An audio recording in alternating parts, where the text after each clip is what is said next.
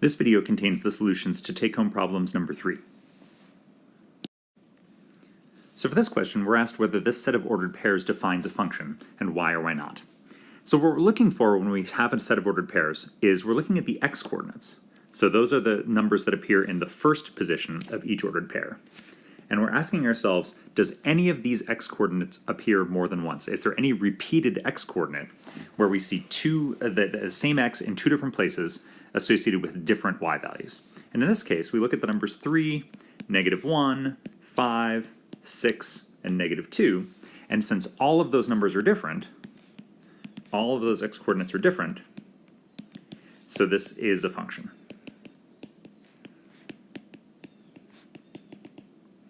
And that explains why it's a function as well. So similar question here. This time we have an equation, and we're asked whether this equation defines a function. So for this, what we want to do is solve the equation for y. And this equation will represent a function if we can uniquely solve the equation for y, and it won't represent a function if we can't uniquely solve it for y. So if we're trying to get y by itself, what we might do is subtract 2x squared from both sides. When we do that, we get y squared equals 18 minus 2x squared. And now we want to get rid of the square, which means we're going to take the square root of both sides. And here's where we run into trouble, because when we take the square root of both sides, we have to use a plus or a minus. Since squaring eliminates negatives, when we take a square root, we always have to think about whether we have a positive or a negative square root. And that means that we can't uniquely solve this equation for y. We get two solutions. One solution has a plus, and one solution has a minus. So since we can't uniquely solve for y, so this is not a function. And again, that explains why it's not a function. All right, once again, we have an equation. This one is solved for y already, so we know it's a function. And now the question is, what is the domain of the function? And so when we think about domain, what we're asking ourselves is which x values are we allowed to plug in?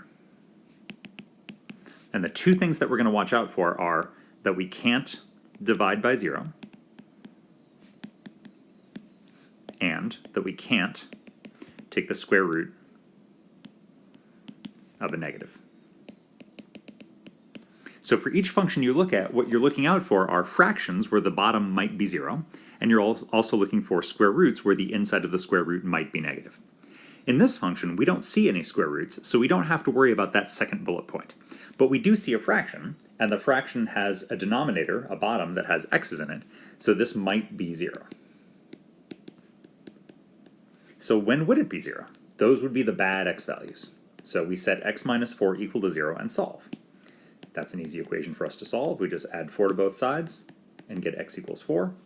And so x equals 4 is the number that we can't plug into this formula. We can't plug that in for x. Notice that the top of the fraction is allowed to be 0.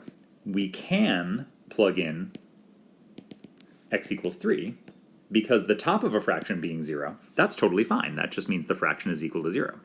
The bottom of a fraction 0, that would be us dividing by 0. That's what we can't do. So x is allowed to be any value here except for x equals 4. And so here's how we write that. We say that the domain is the set, so we use those curly brackets, of x values such that, and so that colon stands for the words such that. So such that x is not equal to 4.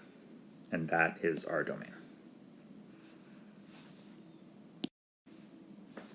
For this question, we're asked to use the distance formula, so we want to find the distance between 2 points, 5, 1, and -1, 9. The distance formula here is that the distance is equal to the square root of the difference in the x-coordinates squared plus the difference in the y-coordinates squared. So if it helps, we can label our points here. So 5, 1, if that's my first point, then 5 is x1 and 1 is y1. And then if this is my second point, I'll just label those x2 and y2. And that makes it a little bit easier to substitute into our formula. So x2 minus x1 becomes -1 minus 5, which we will square. And then y2 minus y1 becomes 9 minus 1, which we will then square. So -1 minus 5, that's -6. 9 minus 1, that's 8. Negative 6 squared is positive 36. 8 squared is 64. That's the square root of 100, which is 10. And so the distance between these 2 points is 10 units. Last question. Same 2 points that we had before, so I'm going to label them just like I did before, x1, y1, and x2, y2. And now we're being asked for the midpoint of the line segment connecting those 2 points. So that midpoint formula is that it's the average of the x-coordinates. We add them up and divide by 2. And then the average of the y-coordinates. Again, add them up and divide by 2. So this becomes, when I substitute in, 5 plus negative 1 divided by 2. And then in the second coordinate, I've got 1 plus 9 divided by 2. 5 plus negative 1, that's 4, so this is 4 divided by 2. 1 plus 9 is 10, and so that becomes 2, 5. And that's the midpoint.